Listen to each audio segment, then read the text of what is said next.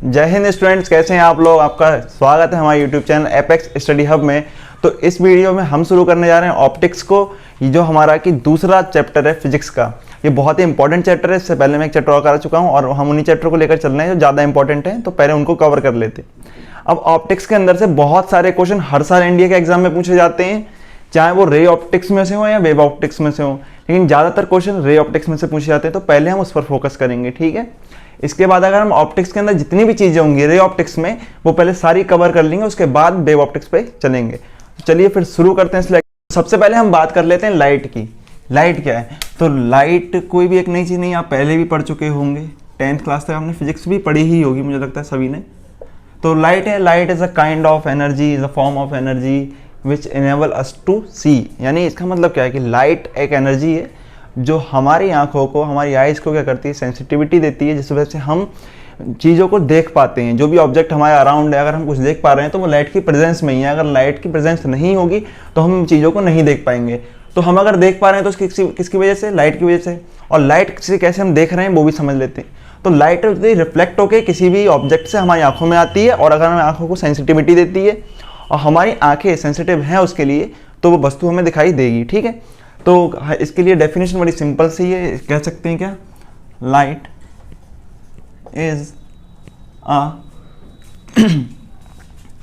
Is a form of energy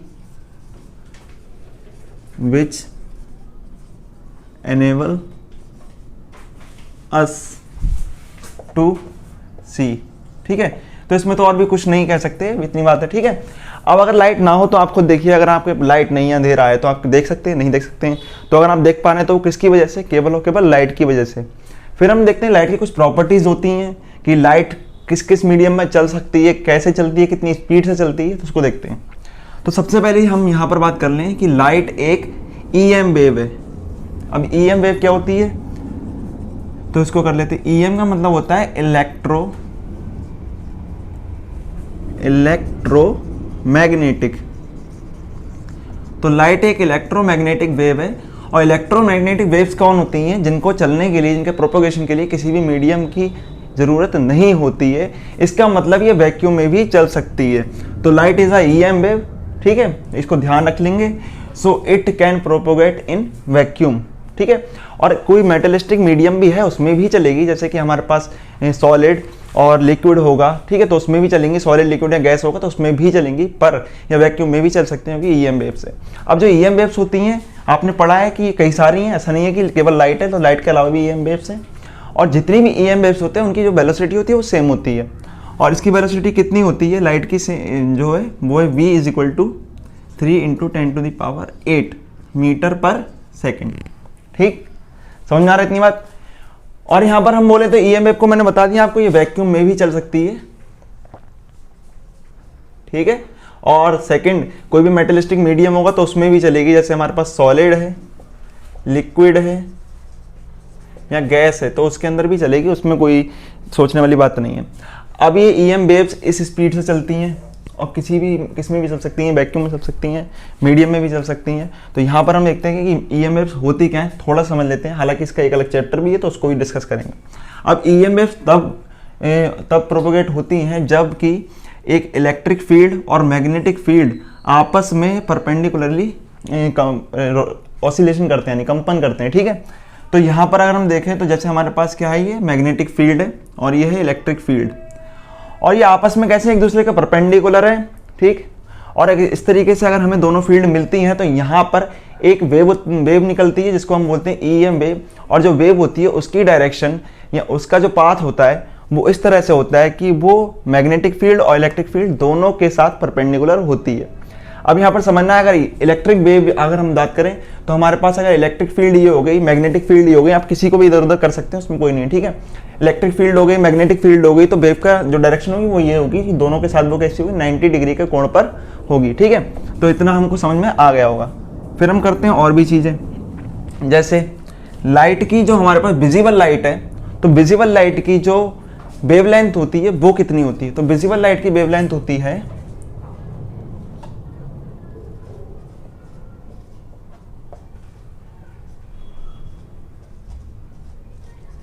ठीक है। तो विजिबल लाइट की वेवलेंथ हो गई 3900 एंगस्ट्रॉम से 7800 एंगस्ट्रॉम तक। तो ये तो हो गई हमारे पास विजिबल लाइट की जो वेवलेंथ है, ठीक है। इसको लैम्डा, वेवलेंथ को हम लैम्डा से रिप्रेजेंट करते हैं, इतना आपको पता होगा, ठीक है। अभी कई जगह थोड़ा सा वेरी करता है, अलग अलग दे रखा होता है, कहीं पर मैं बताऊँ आपको ऐसे भी मिल जाएगा कि एक मिनट, ये 4000 से 7500 एंगस्ट्रॉम भी मिल जाएगी, पर आप इसको ध्यान रखें ये ज़्यादा सही है, ठीक है। तो इसकी ये कुछ की वेवलेंथ हो गई, इतना समझ में आ गया आपको। फिर हम चलते हैं फोर्थ पर। तो लाइट जो हमारी है वो रिफ्लेक्शन,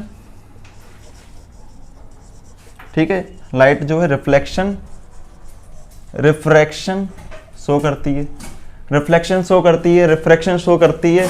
इसके अलावा हमारे पास और भी कई सारी हैं, जैसे कि देखिए रिफ्लेक्शन और रिफ्रैक्शन क्या होता है, इसके बारे में तो हम पढ़ेंगे इस चैप्टर में। इसको टॉपिक को पढ़ने के बाद सीधे हम वहीं चलने वाले हैं। इसके अलावा भी वो कोई सारी चीज़ें शो करती है, जैसे अगर हम चलें आगे तो ये रे ऑप्टिक्स का है, ठीक है। तो इसके अलावा वो डिफ्रैक्शन, ठीक है, हमारे पास डिफ्रैक्शन शो करती है। अब डिफ्रैक्शन जब हम चलेंगे तो हम वहाँ पहुँच जाएंगे वेव ऑप्टिक्स में, ठीक है। इसके अलावा हम देखें तो इंटरफेरेंस, ठीक है, तो इंटरफेरेंस शो करती है।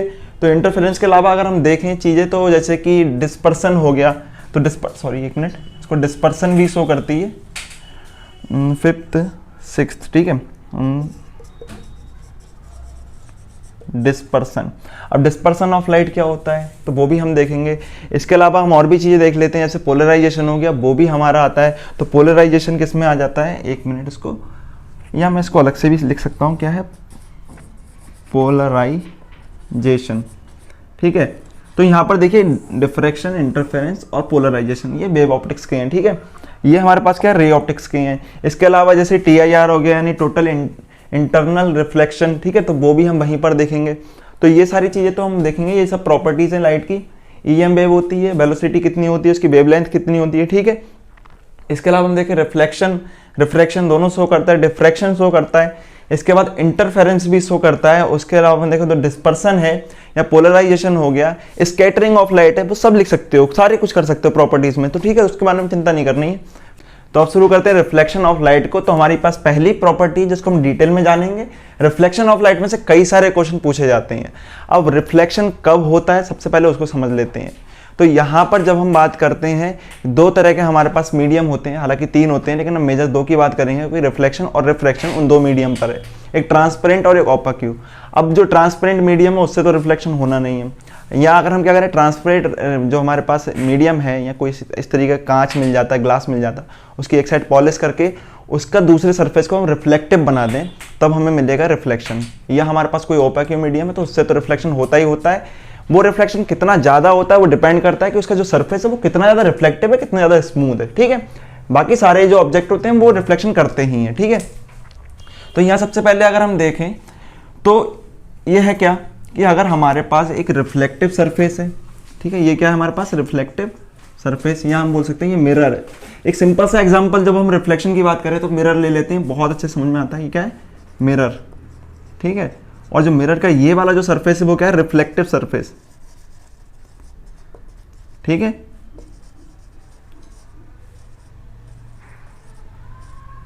और ये पॉलिश्ड सरफेस है नीचे की तरफ, ठीक है। अब इस पर कोई एक लाइट रे आती है। अच्छा, मैं पीछे आपको एक चीज बता दूं, जो मैंने आपको प्रॉपर्टीज बताई थी उसमें आप ध्यान रखना कि लाइट रे क्या होती है। लाइट रे होती है लाइट के जो चलने का रास्ता होता है, जो दिशा होती है, डायरेक्शन होती है, उसको हम बोलते हैं लाइट रे। तो लाइट जो डायरेक्शन में चलती है वहां अगर हम सीधे से उसको लाइट रे के रूप में प्रेजेंट कर सकते हैं, ठीक है। इसके अलावा अगर हमारे पास कई सारी लाइट रेज हैं एक साथ, ठीक है, सिंगल हमारे पास लाइट के जाने का रास्ता हो गया, डायरेक्शन हो गया, उसको लाइट रे बोल दिया। अगर लेकिन लाइट रे हमारे पास कई सारी हैं, ठीक है, तो बंडल ऑफ लाइट रे ये क्या हो जाएगा हमारा, बीम, ठीक है। तो ये क्या हो जाएगी, लाइट रे, और ये हो जाएगा बीम। समझ में आ गया इतना। अब चलते हैं, एक लाइट रे आती है जो इस पर आके स्ट्राइक करती है, ठीक। तो जैसे ही इसने मिरर पे इस पॉइंट पर स्ट्राइक करा तो सबसे पहले तो इस लाइट रे को हम बोल देते हैं, इसको बोलते हैं हम इंसिडेंट रे, ठीक है। और इस पॉइंट को बोलते हैं पॉइंट ऑफ इंसिडेंस, ठीक है। तो पॉइंट ऑफ इंसिडेंस हो गया इसका। आप देखिए जो इंसिडेंट रे आई थी मिरर के जिस पॉइंट पर वो स्ट्राइक करती है उसको हम बोलते हैं पॉइंट ऑफ इंसिडेंस। इसके बाद जो पॉइंट ऑफ इंसिडेंस मिलता है उस पर हमें एक परपेंडिकुलर लाइन ड्रॉ करते हैं, इनविजिबल लाइन होती है जिसको हम बोलते हैं नॉर्मल। क्या कहेंगे इसको? नॉर्मल, ठीक है। अब ये जो इंसिडेंट रे आती है वो जैसे ही स्ट्राइक करती है मिरर पे तो ये वापस से बाउंस बैक होकर उसी मीडियम में चली जाती है। अब देखिए ये जो मीडियम था वो ऊपर सेम था, ये उसी मीडियम से आई थी और बाउंस बैक होकर ये वापस से उसी मीडियम में चली भी गई। तो इस जो जाने वाली लौट कर चली गई है उसको हम बोलते हैं रिफ्लेक्टिव रे हो गई, ठीक है। इतना आपको समझ में आ गया होगा, ये रिफ्लेक्टिव रे कहेंगे इसको। इतना समझ में आ गया। तो क्या चीजें निकली? अगर इंसिडेंट रे कोई भी आकर किसी रिफ्लेक्टिव सरफेस या मिरर पर स्ट्राइक करती है तो वो बाउंस बैक होकर उसी मीडियम में वापस चली जाती है जिसको हम रिफ्लेक्टिव रे कहते हैं और इस फिनोमिना को हम रिफ्लेक्शन ऑफ लाइट कहते हैं। इसका मतलब अगर डेफिनेशन क्या होगी तो आप बोल सकते हैं the bouncing back phenomena of light in the same medium from a smooth reflective surface is called reflection of light. एक दो चीज और क्लियर कर लेते हैं ताकि ये फिगर कंप्लीट हो जाए। यहाँ पर इंसिडेंट रे और नॉर्मल के बीच में जो एंगल बनता है उसको हम बोलते हैं इंसिडेंस एंगल, ठीक है। और हमारे पास जो इसके बीच में जो एंगल बनेगा रिफ्लेक्टिव रे और नॉर्मल के बीच में जो एंगल बनता है उसको हम बोलते हैं रिफ्लेक्टिव एंगल। इसके बाद अगर हम आगे चलें तो और भी चीज़ें देख सकते हैं, जैसे कि जो ये एंगल हो गया और ये एंगल हो गया उसके लॉ चलेंगे तब देखेंगे। सबसे पहले इसको हम लिख देते हैं incidence,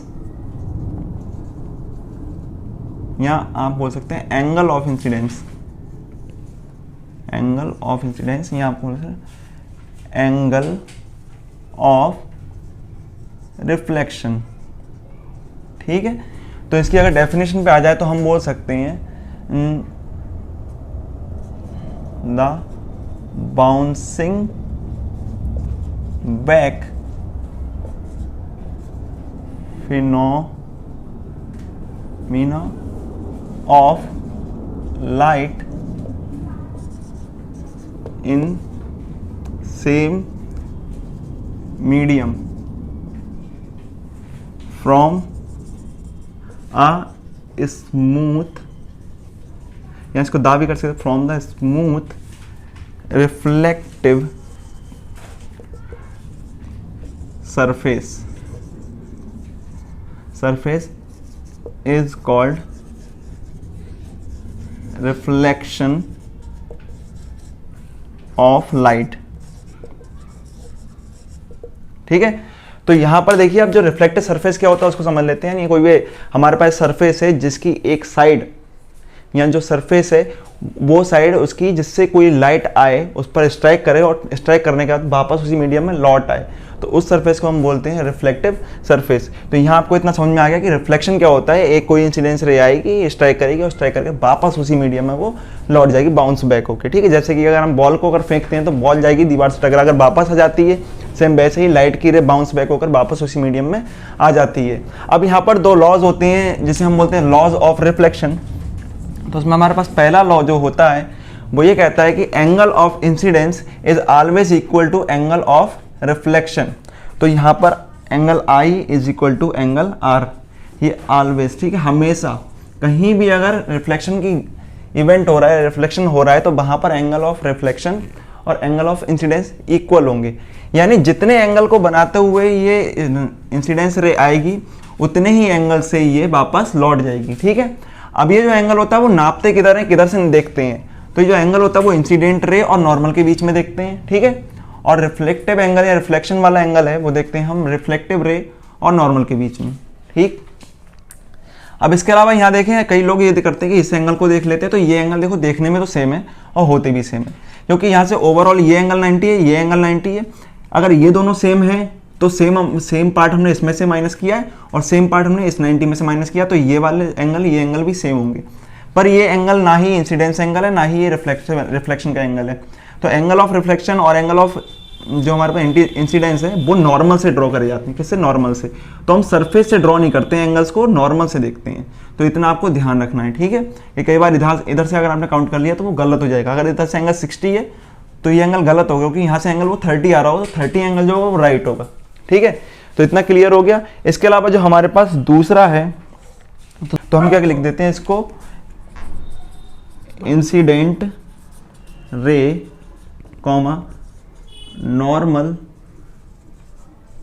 on the point of incidence and reflective ray lies या lie in the same plane. ठीक है, तो इतना आपको ध्यान रखना है। Incident ray normal on the point of incidence and reflective रे लाई इन द सेम प्लेन। अभी सेम प्लेन क्या है, जैसे ये एक प्लेन है ना, तो लाइट अगर यहाँ से आ रही है तो वो इसी प्लेन में, देखिए हमने क्या करा, नॉर्मल ड्रॉ किया है और फिर इसी प्लेन में ही जा रही है। तो ऐसा नहीं हो सकता कि लाइट की जो इंसिडेंस रे है वो इस प्लेन में आ रही है, नॉर्मल किसी दूसरे प्लेन में, ऐसे ये दूसरा प्लेन हो गया, या हमारे पास रिफ्लेक्टिव रे किसी दूसरे प्लेन में चली जा रही है जो इस तरह से बना हुआ है। तो ऐसा कभी नहीं होगा। ठीक है, तो वो तीनों की तीनों चीजें एक ही प्लेन में हमको मिलेंगी। अब इसके बाद हमें और भी चीजें देखनी है। ठीक है, तो पहले इसको रब कर लेते हैं, फिर चलते हैं आगे। तो अभी जो हमने पीछे रिफ्लेक्शन ऑफ लाइट देखा था उसको हम रेगुलर रिफ्लेक्शन भी बोल देते हैं, तो उसको ध्यान रखना। अब रेगुलर रिफ्लेक्शन ये क्या होता है, अगर हमारे पास कोई ऐसा रिफ्लेक्टिव सरफेस है जो इवन है, ठीक है, और बिल्कुल एक तरीके से स्मूथ है, तो वहाँ पर जितनी भी लाइट रेज आएंगी वो रिफ्लेक्शन के बाद, जितनी भी पैरेलल लाइट रेज आएंगी वो रिफ्लेक्शन के बाद भी पैरेलल ही रहेंगी। सिंपल सा है, आपको समझना क्या कि एक हमारे पास रिफ्लेक्टिव सरफेस ये हो गया, तो यहाँ पर ये लाइट रेज आई कई सारी, ठीक है, और ये कैसी हैं, आपस में सब पैरेलल है। तो अगर ये पैरेलल हैं तो यहाँ पर हर किसी के लिए आप एक नॉर्मल ड्रॉ करेंगे। ठीक है, तो यहाँ पर जो एंगल होगा सबका एंगल ऑफ इंसिडेंस होगा। अगर तीनों ये पैरेलल हैं तो यहाँ पर तीनों के एंगल भी इक्वल होंगे। ठीक है, अगर ये जो एंगल इक्वल है तो जिस एंगल से ये रिफ्लेक्ट होगी उसी एंगल से ये भी रिफ्लेक्ट होगी और सेम एंगल से ये भी रिफ्लेक्ट होगी। इससे होगा क्या कि जो हमारे पास बाद में जो रिफ्लेक्टिव रेज मिलेंगी वो भी आपस में कैसी होंगी, पैरेलल होंगी। तो इस तरह के जो रिफ्लेक्शन होता है उसको हम क्या बोलते हैं, रेगुलर रिफ्लेक्शन। ठीक है, अब इर्रेगुलर रिफ्लेक्शन क्या होता है, हमारे पास सरफेस कोई अनइवन है, ठीक है, तो हमारे पास इस तरीके से रफ, यहाँ अगर देखिए आप सीधे सीधे मिरर से अगर कोई रिफ्लेक्शन हो रहा है तो इस तरह का मिलेगा आपको। ठीक है, और अगर आप कहीं दीवार से या हमसे तुमसे या कोई ऑब्जेक्ट हमारे अराउंड है तो वो ज़्यादातर रफ होते हैं। हालांकि हो सकता है आपको इतने रफ ना लगे, अगर उसको और भी देखने लगे तो बहुत छोटे छोटे छोटे छोटे उसमें गड्ढे जैसे हो जाते हैं और रफ होगा। ठीक है, अब उससे जो डिस्पर्सन होता है, उससे जो रिफ्लेक्शन होता है वो होता है हमारा इर्रेगुलर रिफ्लेक्शन। अब इर्रेगुलर रिफ्लेक्शन कैसे होता है, तो यहाँ पर देखते हैं हमारे पास लाइट की जो रेज आ रही हैं वो तो कैसी आ रही हैं, पैरेलल। ठीक है, ये लाइट रेज तो आ रही है पैरेलल, लेकिन अब इनका रिफ्लेक्शन कैसे होगा वो देखते हैं। तो इनका रिफ्लेक्शन हम कैसे करेंगे, अब जहाँ पर ये जाकर उससे स्ट्राइक करती है उसको हम बोलते हैं पॉइंट ऑफ इंसिडेंस। तो वहाँ पर हमको नॉर्मल ड्रॉ करना पड़ेगा, पर ये जो सरफेस है वो इस तरह से है। तो आपको ये बात ध्यान रखनी है, जब भी कोई नॉर्मल ड्रॉ करते हैं तो नॉर्मल सरफेस पर होता है, ठीक है, परपेंडिकुलर। तो सरफेस को आपको देखना वो सरफेस किस तरफ है, ऐसा नहीं कहीं भी आपने ड्रॉ कर दिया। जैसे अगर मैं कर्व सरफेस लूँ, जैसे ये हो गया हमारे पास सर्कल जैसा, तो यहाँ पर अगर कोई लाइट की रे आकर इससे स्ट्राइक करती है, ठीक है, ये लाइट रे हो गई, तो यहाँ पर सॉरी, चलो मैं इसको थोड़ा सा इधर कर देता हूँ ताकि समझ में आपको अच्छे से आ जाए। तो एक लाइट रे इधर से आती है, ठीक है, अब लाइट रे इधर से आ रही है, आपको पता परपेंडिकुलर किधर ना, परपेंडिकुलर ऐसा नहीं है मतलब सीधी सीधी हम लाइन खींच दी, परपेंडिकुलर और सरफेस पे परपेंडिकुलर होना चाहिए, ये जो नॉर्मल है।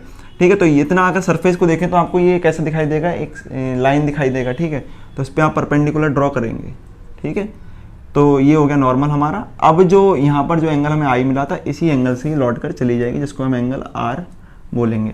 ठीक है, तो इस तरीके से तो सेम हमें इस सरफेस पर जो परपेंडिकुलर होगा वो कुछ इस तरह से होगा, यानी नॉर्मल इसका ये होगा, इसका नॉर्मल यहाँ मिलेगा और इसका नॉर्मल थोड़ा सा इससे मिलेगा। तो जिस एंगल पर ये आई थी I1 उसी एंगल से ये लौट कर जाएगी, जिसे हम बोलेंगे R1 रिफ्लेक्टिव एंगल या एंगल ऑफ रिफ्लेक्शन। ये एंगल ऑफ इंसिडेंस था, यहाँ पर इसका एंगल ऑफ रिफ्लेक्शन चेंज हो जाएगा जो I2 के इक्वल होगा। यहाँ पर इसका कुछ और होगा, ये I3 था तो ये R3 होगा। तो आपको यहाँ पर क्या मिला कि जब भी इर्रेगुलर रिफ्लेक्शन होता है तो लाइट की जो रेज होती है वो आती तो पैरेलल है, पर इर्रेगुलर रिफ्लेक्शन के बाद वो अलग अलग दिशाओं में बिखर जाती हैं, यानी जितनी हमें डायरेक्शन में हो सकता है वो इधर उधर बिखर जाए। ठीक है, तो यहाँ पर हमें क्या मिला, ये जो लाइट रेज पैरेलल आ रही थी रेगुलर रिफ्लेक्शन में वो एक ही डायरेक्शन में जाती हैं रिफ्लेक्शन के बाद भी, और इर्रेगुलर रिफ्लेक्शन में लाइट रेज पैरेलल तो आती हैं पर रिफ्लेक्शन के बाद वो डिफरेंट डायरेक्शन में स्कैटर हो जाती हैं। ठीक है, तो इतना आपको ध्यान रखना है। फिर हम चलते हैं, जो मैंने इसको यहाँ पर आपको बता दिया कि जो परपेंडिकुलर है वो कैसे ड्रॉ किया जाता है। अब यहाँ पर सबसे जो इंपॉर्टेंट चीज़ है वो आपको ध्यान रखनी है कि अगर कोई लाइट रे किसी रिफ्लेक्टिव सरफेस पर परपेंडिकुलरली स्ट्राइक करती है तब क्या होगा। तो ये अगर एक लाइट रे है जो ऐसे आई और इसने परपेंडिकुलर 90 का एंगल बनाते हुए, सरफेस के साथ 90 का एंगल बनाते हुए उसको स्ट्राइक किया। अब इसको क्या बोलेंगे, इंसिडेंट रे, ठीक है, बोल दिया। तो यहाँ पर हमें पॉइंट ऑफ इंसिडेंस मिल जाएगा। अब जब पॉइंट ऑफ इंसिडेंस मिल गया तो यहाँ पर हम क्या करेंगे, ड्रॉ करेंगे इस तरीके से नॉर्मल, ठीक है। अब नॉर्मल भी सेम ड्रॉ होगा, ऐसा नहीं नॉर्मल हटा देंगे आप, क्योंकि ये भी परपेंडिकुलर, नॉर्मल भी परपेंडिकुलर होता है सरफेस पर। तो यहाँ पर जो एंगल आई है वो कितना हो गया, 0, क्योंकि अगर एक लाइन एक के ऊपर है या बिल्कुल एक के ऊपर एक जा रही है, सही है, तो वो कैसी होंगी, पैरेलल होंगी, और पैरेलल लाइन के बीच में एंगल कितना होता है, 0, ठीक है। तो यहाँ पर इस लाइट रे और नॉर्मल के बीच में जो एंगल है वो कैसा है, 0। तो ये हमारे पास क्या है, नॉर्मल, ठीक। अब यहाँ पर हमने बात करी थी कि जो आई है 0 है तो आर कितना होगा, आर कितना होगा, आर भी 0 होगा, ठीक है। अब आर 0 होगा तो आर किससे बीच में बना हुआ होता है, आर जो एंगल होता है बनता है वो नॉर्मल और रिफ्लेक्टिव रे के बीच में बनता है। तो यहाँ से रिफ्लेक्टिव रे निकलेगी और नॉर्मल के साथ 0 डिग्री का एंगल बनाते हुए वो बाउंस बैक हो जाएगी सेम मीडियम में। तो यहाँ से जो लाइट रे निकलेगी वो फिर से इधर चली जाएगी, जिसको हम बोलेंगे रिफ्लेक्टिव रे, ठीक है, रिफ्लेक्टिव रे। तो यहाँ पर आपको क्या मिला, अगर कोई लाइट रे परपेंडिकुलरली स्ट्राइक करती है किसी भी सरफेस पे तो वापस से उसी रास्ते पर उसी पाथ को फॉलो करते हुए वो सेम मीडियम में लौट आएगी। और इस कंडीशन में जो एंगल आई होगा, यानी इंसिडेंस एंगल या angle of incidence is equal to angle of reflection, और दोनों होंगे मिलाकर 0। तो आपको इतनी बात ध्यान रखनी है। और हमारे लिए ये सब चीज़ें आगे भी यूज़ होंगी, जो हम बात करेंगे स्फेरिकल मिरर की यूज़ करेंगे तो वहाँ पर भी ये वाला यूज़ होगा, ठीक है। तो आपको इतना ध्यान रखें। इसको रफ करते हैं, फिर चलते हैं आगे। तो चलिए अब हम बात करते हैं इमेज की। अब इमेज यहाँ पर देखिए रिफ्लेक्शन में भी बनती है और रिफ्रैक्शन में बनती है। तो मैं जो कंबाइंड डेफिनेशन आपको बता दे रहा हूँ ताकि आपको वहाँ भी यूज़ कर लें। लेकिन रिफ्लेक्शन हमने अभी पढ़ा नहीं है तो कोई बात नहीं, लेकिन समझ में आ जाएगी धीरे धीरे, ठीक है। तो यहाँ देखते हैं, if light rays coming from a point after reflection or refraction meet at another point or appear, then the second point is called the image of first point। इसका मतलब क्या है कि अगर हमारे पास या तो रिफ्लेक्शन हो रहा है या रिफ्रैक्शन हो रहा है, लेकिन सिंपल सा पहले मैं केवल रिफ्लेक्शन से आपको समझा दे रहा हूँ, फिर आप समझ जाएंगे। तो एक हम प्लेन मिरर ले लेते हैं। प्लेन मिरर क्या होता है, यूजुअली जो हम घरों में यूज़ करते हैं उसको प्लेन मिरर ही होता है वो, ठीक है, जिसमें आप अपना चेहरा देख कर आते हैं। तो इसका हमने सीधा सीधा इसको खड़ा कर लिया, इसको मिरर को, ठीक है। अब यहाँ पर एक पॉइंट है जिसको हम पॉइंट ए बोल देते हैं, ठीक। अब इस पॉइंट से क्या होगा, लाइट रेस चलेंगी, ठीक है, क्योंकि देखिए हमने बताया कि कोई भी ऑब्जेक्ट हमें दिखाई कब दे रहा है, जब उससे लाइट रेस चल रही हैं। अब लाइट रेस जरूरी नहीं है कि वो खुद से प्रोपोगेट कर रहा हो, मे बी उससे रिफ्लेक्शन के बाद ही आ रही हो, क्योंकि हमसे तो रिफ्लेक्शन के बाद ही आएंगे, क्योंकि हम ल्यूमिनस तो है नहीं, नॉन ल्यूमिनस हैं। तो ये क्या करेगा, इससे जो बाहर से हमें जो लाइट मिल रही है वो रिफ्लेक्ट होकर जाके दोबारा से मिरर में जाएगी। तो यहाँ से जो लाइट रेज है वो चलना शुरू हुई, एक लाइट रे ये गई, ठीक है, और दूसरी लाइट रे ये गई, ठीक। अब ये लाइट रे देखिए यहाँ पर अगर परपेंडिकुलर ड्रॉ करेंगे, यानी नॉर्मल बना दो तो ये लौट कर ऐसे चली जाएगी।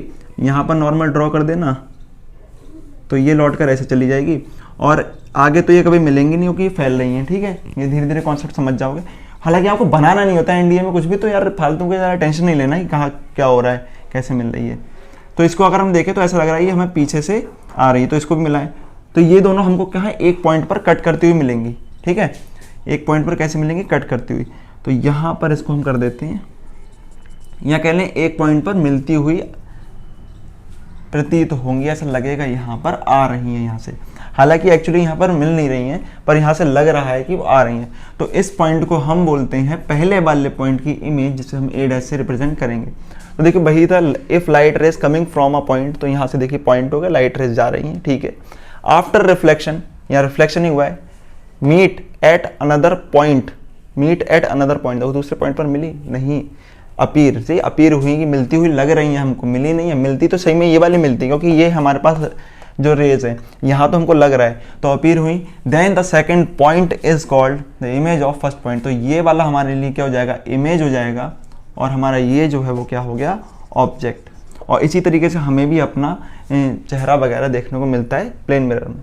अब यहाँ पर दो तरह के हमारे पास इमेज हो जाती हैं, एक हो जाती है वर्चुअल और दूसरी होती है रियल।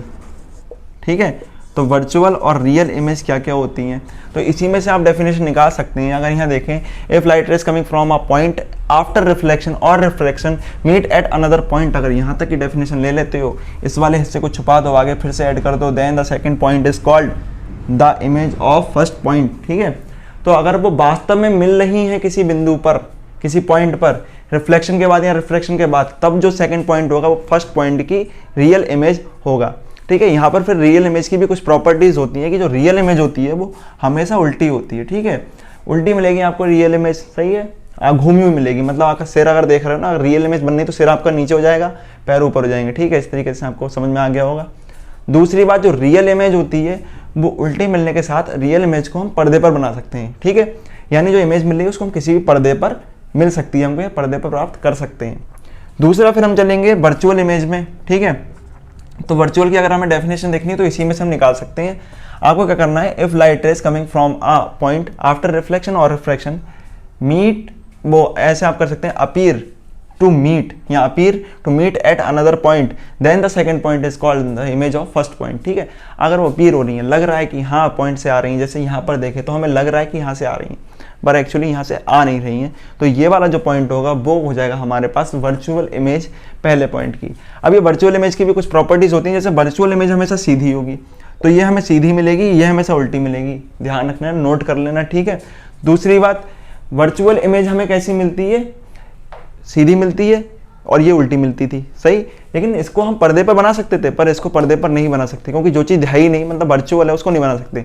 जैसे प्लेन मिरर में आपकी इमेज मिलती है वो वर्चुअल होती है, अगर आप चाहो उसको पर्दे पर बना सकते हो नहीं। ठीक है, और वहीं अगर आगे हम जो भी पढ़ेंगे, कई सारे जो मिरर हैं, जैसे अगर हम इसकी बात कर लें कॉनकेव मिरर की, तो कॉनकेव मिरर में हम ऐसा कर सकते हैं जहाँ में जो इमेज होती है वो रियल मिलती है। जैसे अगर हम लाइट रेज अगर इसे पैरेलल आ रही हैं, ठीक है, प्रिंसिपल एक्सेस के, तो ये हमें कहाँ मिलेंगी, फोकस पर मिलेंगी। ठीक है, तो इस तरीके से हम इसको कर भी सकते हैं क्योंकि इसका यूज़ करा जाता है किसके लिए, अगर हम देखो यहाँ पर जो आपने मैग्नीफाइंग ग्लास पढ़ा होगा सेम उसकी तरह ये भी काम करता है। अगर आपके पास इस तरीके से कोई कॉनकेव मिरर है तो कॉनकेव मिरर से आप एक रियल इमेज बना सकते हैं। कैसे, एक तो या तो आप करें कि जो हम सन की तरफ इसको फोकस कर दें और सन से जो लाइट रेज आएंगी वो इसके पैरेलल होंगी प्रिंसिपल एक्सेस के, और वो जाके टकराने के बाद एक पॉइंट पर मिलेंगी। ठीक है, तो पॉइंट क्या होगा, या तो फोकल प्लेन में होगा या फोकस पर होगा, फोकल प्लेन बाद में समझ जाओगे।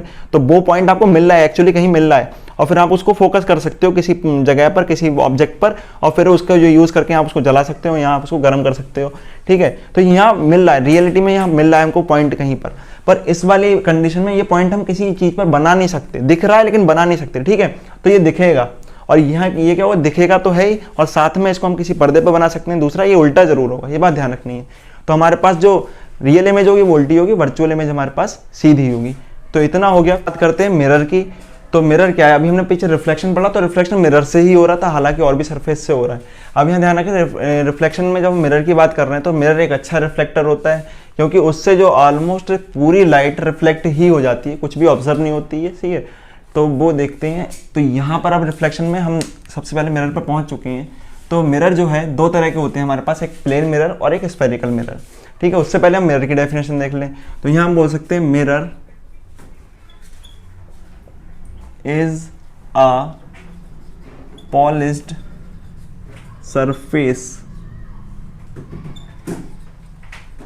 surface which reflects the light। ठीक है, which reflects the light incident on it। ठीक है, तो एक है पॉलिश्ड सरफेस है जो लाइट को रिफ्लेक्ट करता है, जो भी लाइट उस पर आती है। ठीक है, अब ये पॉलिश्ड सरफेस क्या होता है उसको समझ लेते हैं। अगर हमारे पास कोई भी ट्रांसपेरेंट मीडियम है, सॉलिड मीडियम है ट्रांसपेरेंट, और उसको हम क्या करें, एक साइड में उसके पॉलिश कर दें। ठीक है, तो दूसरी वाली जो साइड होती है वो रिफ्लेक्टिव हो जाती है। एक साइड पॉलिश करती है तो दूसरी साइड रिफ्लेक्टिव हो जाएगी। इस तरह से जो दूसरी रिफ्लेक्टिव साइड है और उससे जो भी लाइट आएगी उस पर जाके स्ट्राइक करेगी तो बाउंस बैक होकर इस मीडियम में चली जाएगी।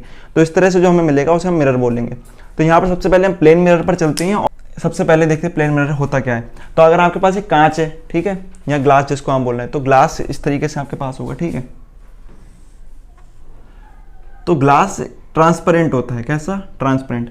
अब ट्रांसपेरेंट है तो उससे तो रिफ्लेक्शन होगा नहीं, तो आप इसके किसी भी एक साइड में क्या कर दें, पॉलिश कर दें। ठीक है, एक साइड में आपने पॉलिश कर दी, तो एक साइड में जब पॉलिश कर देंगे तो ये जो सरफेस है वो कैसा हो जाएगा, इसका रिफ्लेक्टिव, ये सरफेस आपका रिफ्लेक्टिव हो जाएगा। ठीक है, तो ये सरफेस हमारा रिफ्लेक्टिव हो गया। तो इस तरह से जो हमें कांच के एक साइड में पॉलिश करने पे जो मिला है, इसको हम बोलेंगे प्लेन मिरर। तो प्लेन मिरर क्या होता है, सिंपल एक कांच होता है जिसकी एक साइड पॉलिश करी होती है, दूसरा साइड जो होती है इसकी रिफ्लेक्टिव हो जाती है। इतना ही नहीं, अब ये मिरर तो बड़ा सिंपल सा करना, पर इसकी प्रॉपर्टीज आपको याद रखनी है। प्लेन मिरर में मिरर की डेफिनेशन से कोई नहीं पूछा जाता, क्वेश्चन इसकी प्रॉपर्टीज से पूछा जाता है। सबसे पहले अगर हम प्लेन मिरर को देखें तो उससे इमेज किस तरह से बनती है उसको देखते हैं। तो ये जो एग्जांपल दिया था प्लेन मिरर का ही था। तो प्लेन मिरर से जो इमेज बनती है वो इमेज वर्चुअल बनती है। पीछे हमने बात करी है वर्चुअल इमेज कैसी है, तो सबसे पहले जो इमेज होगी वो कैसी होगी, वर्चुअल।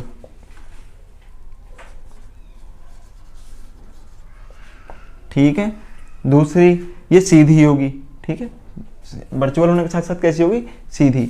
फिर हमारे पास अगला पॉइंट चलता है कि जो वर्चुअल इमेज के और हमारे पास जो ऑब्जेक्ट और मिरर के बीच में जितना डिस्टेंस होता है, अगर ये डिस्टेंस a है तो मिरर से इमेज के बीच में भी उतना ही डिस्टेंस होता है। जितना डिस्टेंस ऑब्जेक्ट और मिरर के बीच में, उतना ही डिस्टेंस ऑब्जेक्ट मिरर और इमेज के बीच में होता है। इसका मतलब अगर हम ऑब्जेक्ट से मिरर के बीच में डिस्टेंस निकालेंगे तो वो 2a हो जाएगा। ठीक है, यानी दोगुना हो जाएगा। इसके बाद अगर हम बात करें तो अगली चीज़ जो हमने कहा वर्चुअल बनती है, लेकिन वर्चुअल के साथ साथ यहाँ पर बराबरी बनती है आकार के। आपको जितना बड़ा आपका साइज होगा उतनी साइज की आपको इमेज मिलेगी। पर ये जो इमेज होगी वो उल्टी हो जाएगी, घूम जाएगी। घूमी हुई कैसे, अगर आपका लेफ्ट साइड है वो राइट दिखाई देगी, राइट साइड है वो लेफ्ट दिखाई देगी। तो लेटरल इनवर्स होगी इमेज ये।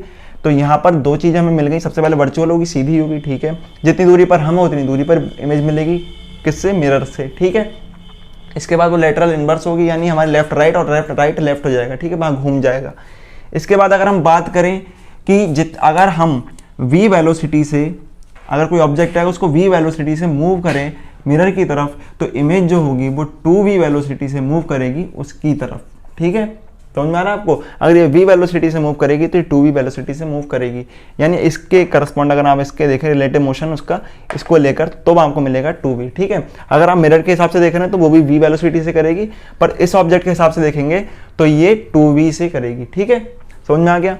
अगर आप a डिस्टेंस, इसमें से a है, अगर आप d डिस्टेंस इधर जाते हैं तो जो ऑब्जेक्ट मिरर है, मिरर की जो साइड इमेज है वो भी d डिस्टेंस इस ओर ही आएगी, यानी मिरर की साइड में ही आएगी। ठीक है, इतना आपको ध्यान रखना है। इसके अलावा अगर बीच में दो पॉइंट है और मिरर है, और मिरर को क्या करते हैं आप, थीटा एंगल घुमा देते हैं। ठीक है, तो अगर क्या करते हैं आप, मिरर को थीटा एंगल घुमाते हैं। समझना, अगर मैं आपको ऐसे दिखाऊं, एक रिफ्लेक्टिव रे या इंसिडेंस रे आ रही है, ये नॉर्मल हो गया, और ये रिफ्लेक्टिव रे आ रही है। ठीक है, तो ये एंगल था थीटा, एंगल जो भी था आई था। ठीक है, अगर आपने इसको थीटा एंगल घुमा दिया, ठीक है, तो अगर आपने इसको थीटा एंगल घुमाया है तो जो रिफ्लेक्टिव रे है वो 2 थीटा एंगल घूम जाएगी। कितना, 2 थीटा एंगल वो घूम जाएगी। अगर मिरर को, ध्यान रखना आपने इंसिडेंट रे में कोई भी बदलाव नहीं करा, जैसी थी वो वैसी उसी डायरेक्शन से आ रही है, पर आपने मिरर को थीटा एंगल घुमाया है तो आपकी जो रिफ्लेक्टिव रे होगी वो 2 थीटा एंगल घूम जाएगी। ठीक है, इतना आपको ध्यान रख लेना है। तो ये हमारे पास पॉइंट हैं, सही है, जिस तरीके से आपको नोट कर सकते हैं ये।